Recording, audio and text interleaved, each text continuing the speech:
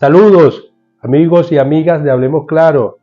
En esta oportunidad le traemos un seriado de capítulos donde vamos a trabajar un texto que consideramos extraordinario y de lectura obligatoria para todos aquellos compañeros, compañeras que aspiren a algún cargo de responsabilidad en ejercicio de gobierno o que estén en este momento en algún cargo de ejercicio de gobierno. Es el libro de El líder sin Estado Mayor del profesor Carlos Matus, ese extraordinario intelectual chileno cuya obra en materia de planificación, el autor del método de la planificación estratégica situacional.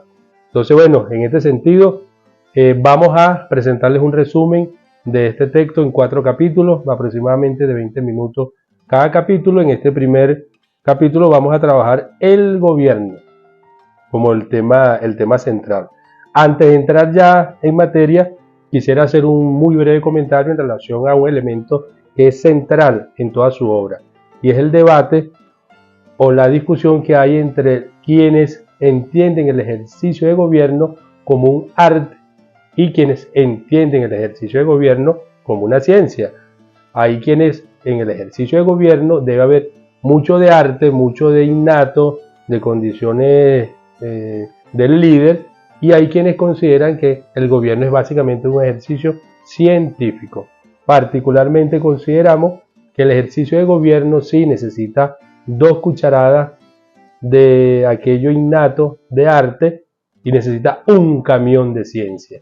Y cuando digo un camión de ciencia es que el ejercicio de gobierno amerita, como todo hecho científico, de formación, de aprender herramientas y técnicas de gobierno, y en ese sentido entender que es muy serio cuando alguien asume funciones al frente del Estado, en este caso funciones de gobierno. En ese sentido quiero traer una cita que hace Carlos Matus.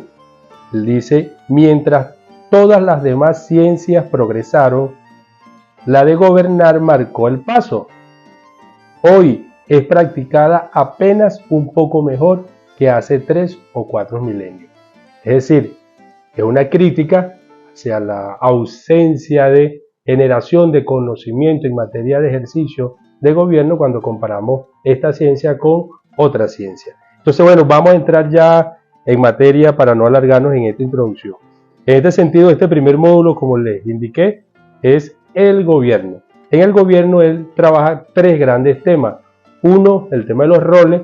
2, el tema de la toma de decisiones. Y 3, el acompañamiento o asesoría profesional del líder.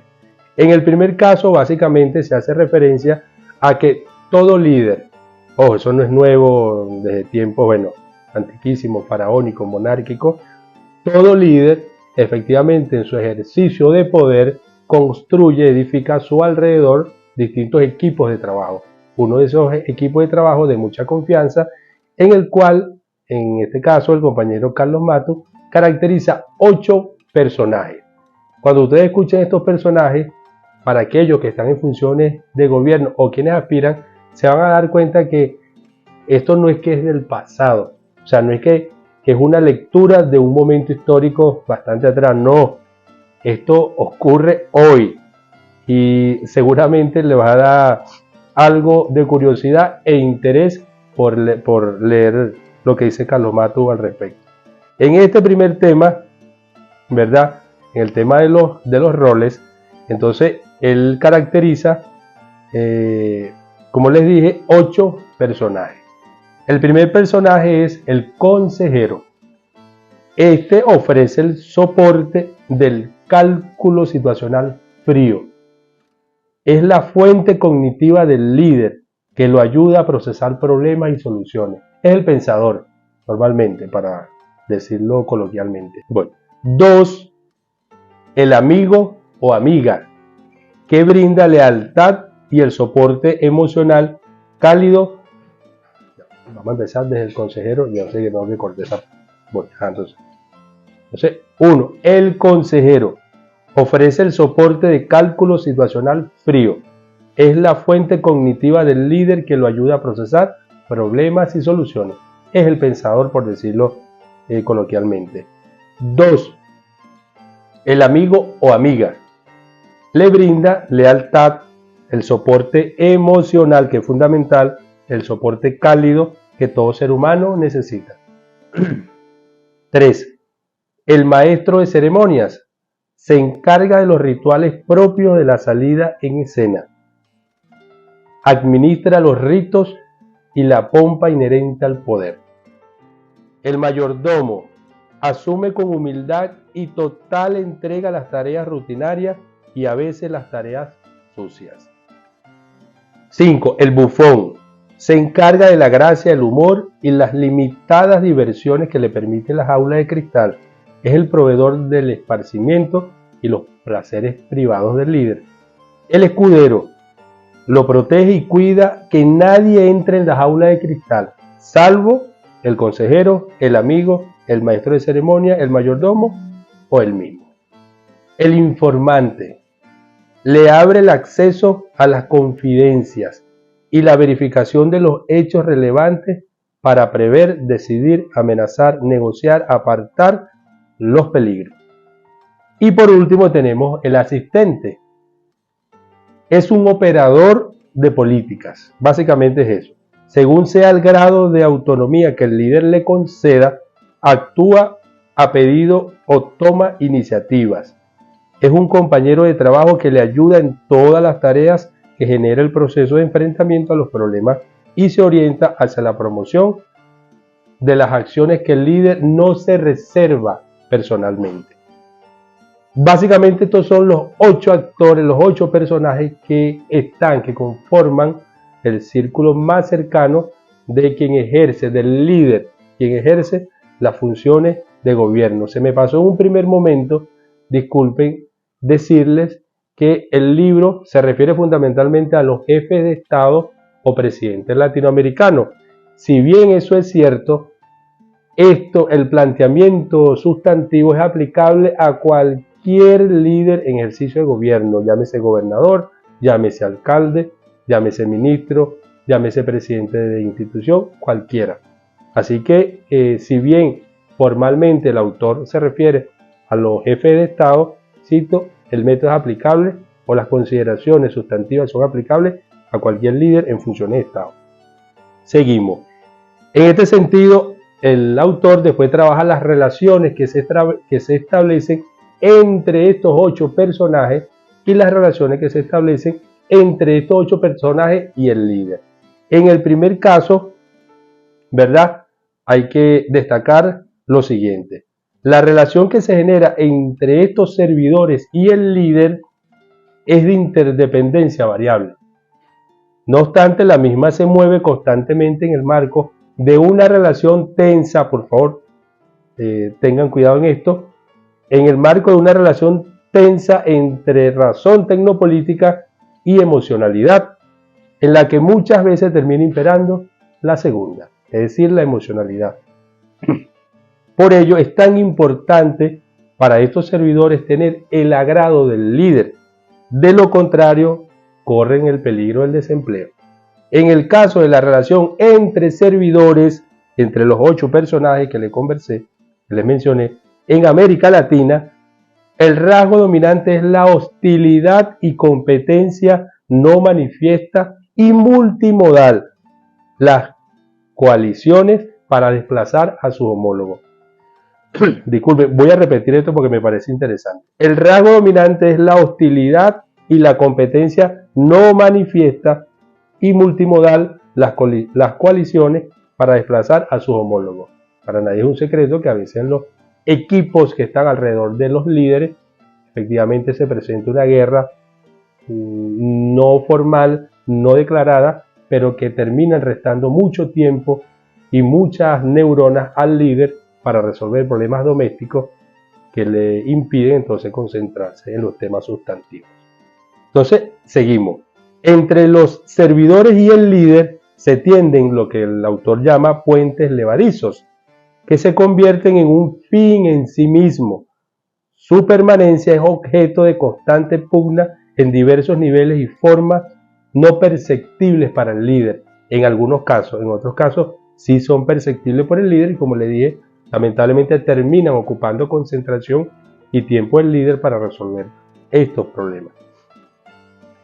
Acá vamos a hacer una mención que nos parece particular e interesante cuando el autor trabaja de los 8 personajes, particularmente el personaje del consejero o el especialista, el pensador. ¿Por qué? Porque normalmente los pensadores, los consejeros, terminan cometiendo un error muy común, que es que quizás su vasto conocimiento terminan perdiendo perspectiva y terminan creyendo que el ejercicio de gobierno es un ejercicio académico y no que el ejercicio de gobierno está sometido a contradicciones, a pugnas, a realidades no considerables por leyes, y lamentablemente la academia termina apartándolos del líder. Él dice en este caso particular: el caso de los consejeros y especialistas ocurre constantemente interpretaciones, él las llama ingenuas, disculpen, pero la errónea sobreestimación de la razón,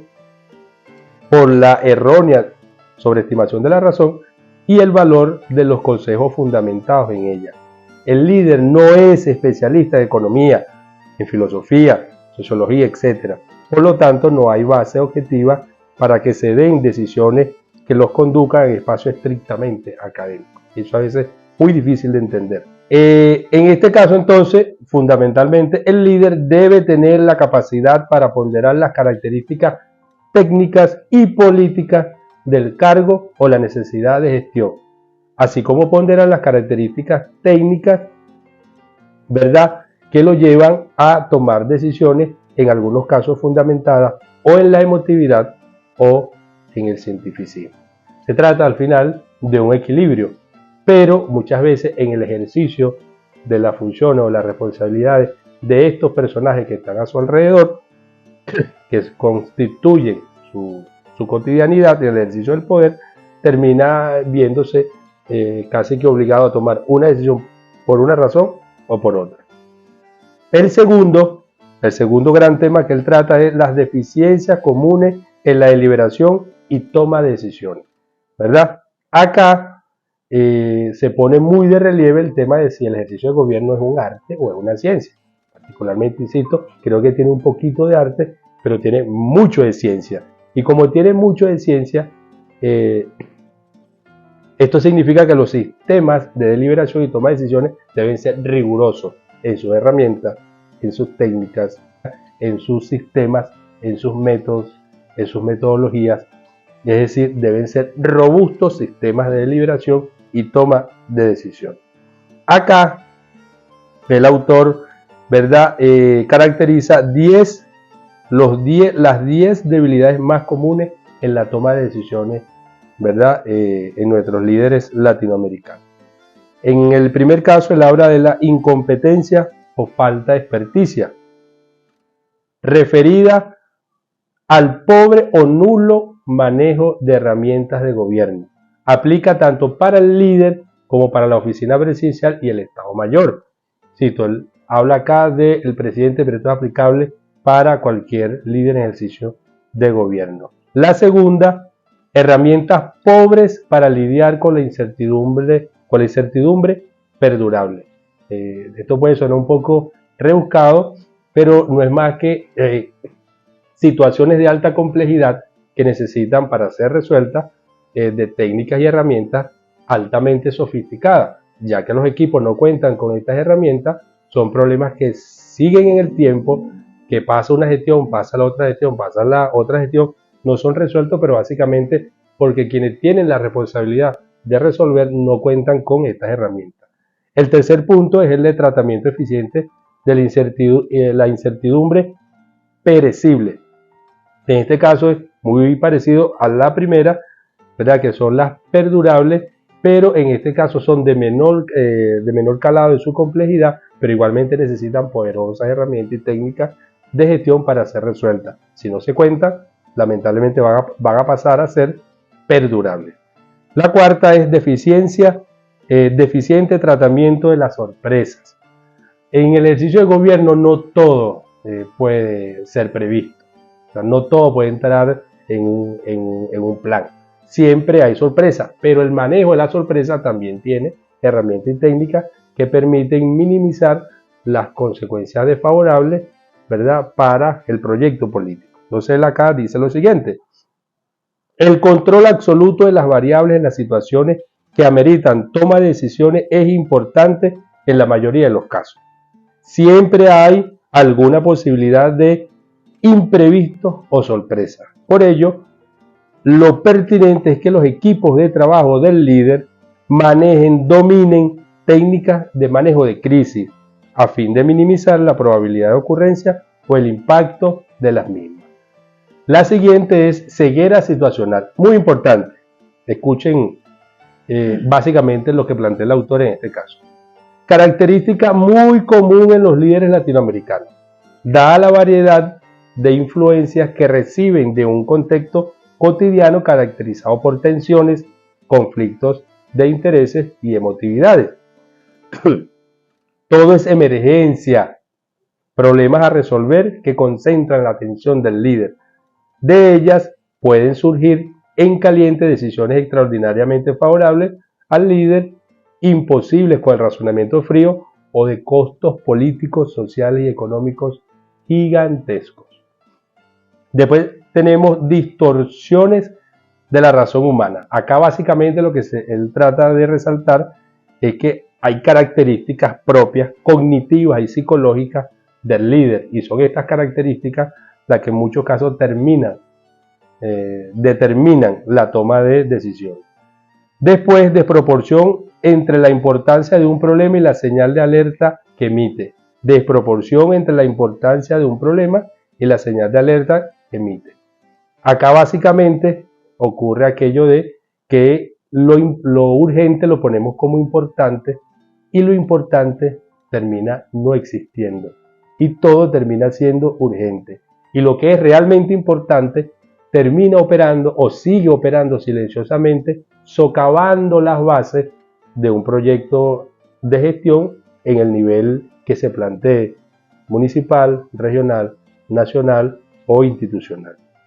Después tenemos distinción borrosa entre juicio técnico y juicio político. En este caso, todo consejero siempre dirá depende.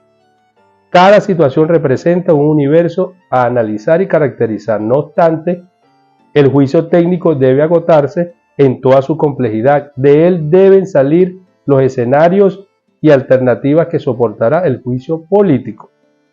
No se trata de una discusión dicotómica, sino complementaria entre juicio técnico y político. Ambos forman parte de una misma unidad situacional a abordar. El siguiente es carencia de método para distinguir entre el conflicto cognitivo y el conflicto de intereses. Básicamente acá lo que él quiere decir es que normalmente nosotros entendemos que todos los conflictos son conflictos de intereses.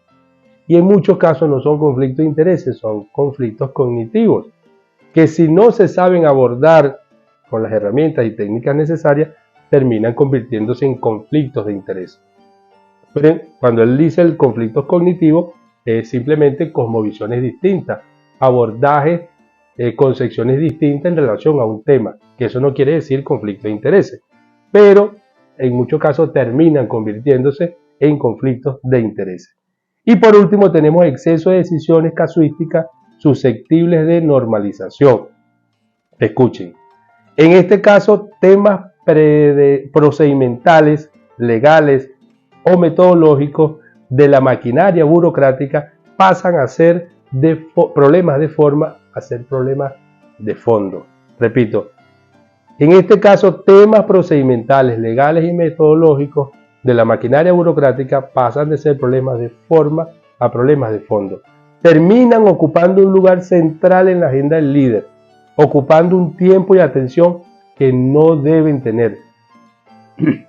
En algunos casos esto ocurre con total premeditación como forma de control sobre el líder, evitando su ocupación en temas de alto valor estratégico que sí requieren de su atención.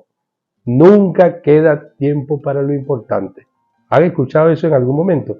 Esto es importantísimo porque esta es una herramienta muy sofisticada, muy indirecta para controlar al líder, saturándolo de problemas administrativos o procedimentales y los terminas neutralizando en su agenda diaria.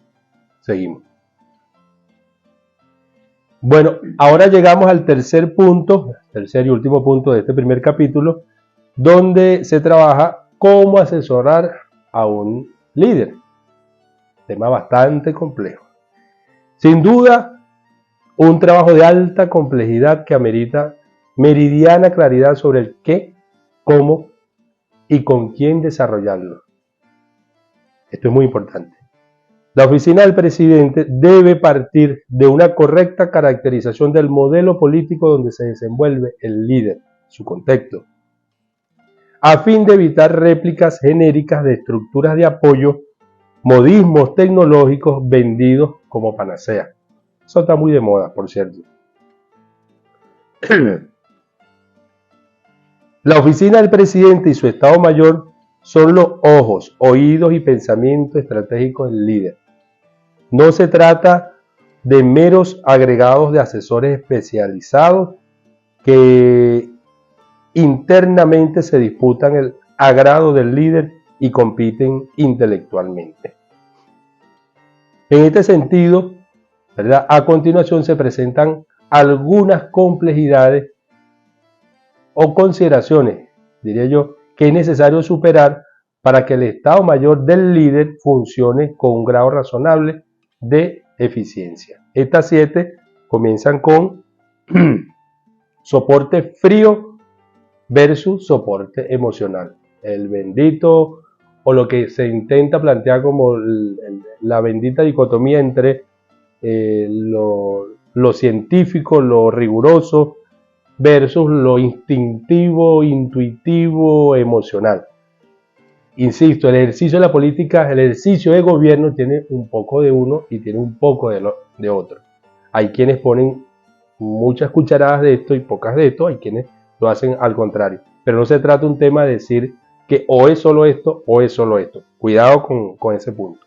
Entonces, en este punto, básicamente, la idea central es: el soporte tecnopolítico debe tener la capacidad de ser para el líder el amigo y el consejero, el que despierta en el líder el interés cuando éste quiere aislarse de la jaula de cristal y cuando quiere tratar profesionalmente un tema especializado. Segundo, conflicto entre eficiencia política, técnica y jurídica, muy parecido al anterior. No sé si ustedes se han encontrado realidades donde, por ejemplo, el cuerpo jurídico cree que la solución a un problema es estrictamente jurídica, el cuerpo político cree que es estrictamente político y el cuerpo técnico cree que es estrictamente técnico. No sé, vamos a poner un caso de un consejo municipal que legisla en materia de convivencia ciudadana y cree que con esa ordenanza en materia de convivencia ciudadana está resuelto el problema entre los vecinos de una zona X. Eso representa uno de los puntos en el marco de un conjunto de aspectos que conforman ese problema. Pero lamentablemente se intenta presentar como conflicto entre eficiencia política, técnica y jurídica. No lo es en realidad. Tutoría versus soporte sustantivo en el proceso de decisiones.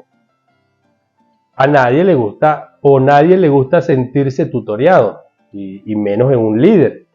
Entonces, en este sentido, los asesores tienen que buscar una manera muy sofisticada de tutorear al líder sin que éste perciba que está siendo tutoreado. Para ello hay herramientas muy específicas. Acá él dice: el trabajo de asesoría pasa por poner en práctica metodologías que no hagan explícitas dichas tutorías, logrando que sin saberlo el líder se vaya entrenando constantemente, que maneje más y mejores herramientas para la toma de decisiones, hecho que no significa mermar la importancia del asesor al lado del líder, todo lo contrario, incrementará su necesidad ante el líder. Después tenemos dimensiones contradictorias entre soporte sustantivo de las decisiones. En el estado mayor del líder no puede idearse, ¿verdad?, situaciones ausentes de contradicción. Incluso las contradicciones son un motor, son generadoras de conflictos y de soluciones. Pero al final las contradicciones si saben ser manejadas, terminan impulsando favorablemente los proyectos políticos. Él habla acá de, dentro de estas contradicciones que se presentan en el ejercicio del poder, él menciona acá 5 que son importantes. Creatividad y evaluación de opiniones versus monitoreo y aprendizaje, lo urgente e inmediato versus lo crítico e importante, profundidad versus superficialidad del análisis, decisiones parciales versus decisiones estratégicas globales, innovación y radicalismo versus gradualismo y tacticismo. Las propuestas de innovación no surgirán, esta parte por favor presten mucha atención. Las propuestas de innovación no surgirán de su equipo tecnopolítico, muy cercano y demasiado comprometido con las orientaciones del líder. Tendrán que surgir de grupos pensantes algo más alejados de las presiones y urgencias del día a día del líder. En este caso, el equipo tecnopolítico ayuda en la dinámica de la locomotora, pero no a cuestionar la dirección de los rieles por los cuales ésta se mueve.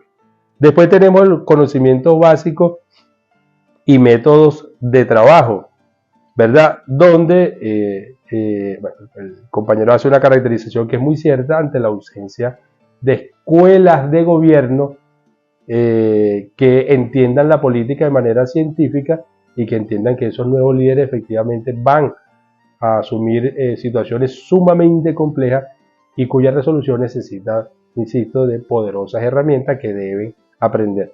Lamentablemente en América Latina creo que hoy seguimos con esa deuda. Después, islas de excelencia y grandes equipos de asesoría. Palabras más, palabras menos, en la crítica que hace el autor, en nuestros casos, ni son islas de excelencia los equipos que están alrededor del líder, ni son grandes equipos de asesoría. Repito, ni son islas de excelencia, ni son grandes equipos de asesoría. Pero la realidad latinoamericana actual, en este aspecto, es un extremo, pues tales unidades de asesoría sistemática no existen o no son más que pocas personas que operan como asesores individuales y no como equipo de asesoría. Como les dije, tampoco son islas de excelencia ni hacen procesamiento tecnopolítico con métodos adecuados, son asesores especializados, mentalmente departamentalizados y aislados, que muchas veces asumen simplemente una competencia entre intelectuales, es decir, pierden perspectiva. Bueno, ya por último, para terminar, tenemos la experiencia y estabilidad versus confianza política. Escuchen, de verdad que es sumamente importante este último punto.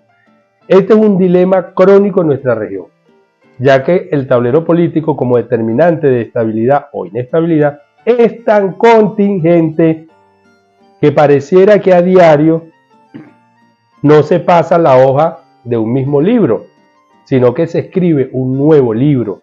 Por otro lado, la confianza política y la extrema dependencia del líder hacen que el trabajo de asesoría tenga una gran limitación y ordinariamente sea muy frágil, estando su puente levadizo en constante amenaza y peligro por las consecuencias que pueden tener sus consejos. En este sentido, regularmente la vida laboral de un asesor que maneja bajo tipo o que se maneja bajo tipos ideales es extremadamente corta al lado de un clásico líder latinoamericano.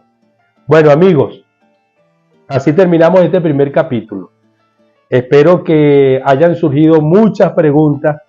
Espero que este grueso resumen, esta presentación les haya despertado ese interés y vayan ahorita mismo y busquen este extraordinario libro para que lo revisen, para que lo debatan, porque sin duda alguna no van a ser el mismo después que lo lean.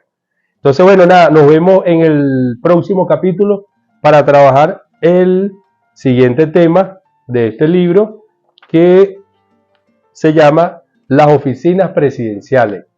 Repito, yo la llamaría entonces las oficinas de los líderes. Entonces, bueno, nos vemos en el próximo capítulo para trabajar este tema. Saludos.